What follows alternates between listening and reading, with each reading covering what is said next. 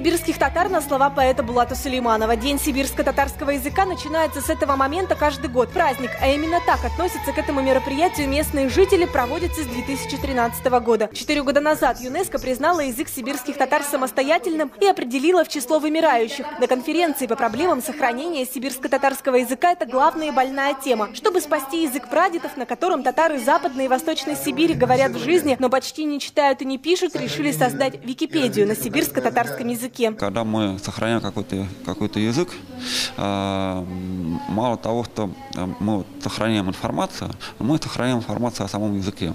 И сейчас создается очень мощная система компьютерного перевода. И благодаря тому, что у нас есть Википедия, к которой легко получить доступ, в которой все систематизировано, в которой все стройно изложено, системы перевода, они тренируются на данных из Википедии, и таким образом те языки, которые будут достаточно активно представлены в Википедии, практически наверняка для них будут созданы мощные системы перевода. А это значит, по словам руководства российской Википедии, у таких языков есть шанс попасть в будущее. Сейчас электронная энциклопедия на сибирско-татарском языке находится в инкубаторе. Там создано только 70 статей. Над материалами работают несколько человек из Тюменской и Омской областей. Нужны волонтеры, которые бы сидели, писали статьи, наполняли Википедию.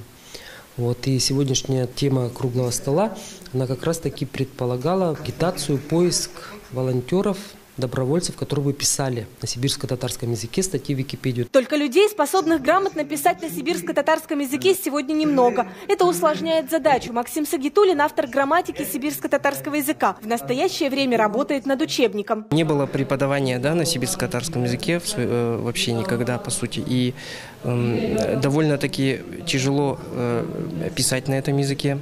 Но я надеюсь, что когда-нибудь у нас начнется изучение языка, и люди начнут писать в том числе и статьи профессиональные, журналистские, и мы это будем все выставлять уже на сайте. Национально-культурная автономия сибирских татар Тюменской области планирует открыть краткосрочные курсы по языку. А для тех, кто готов оказывать содействие в создании Википедии уже сегодня, разработчики электронной энциклопедии провели обучение.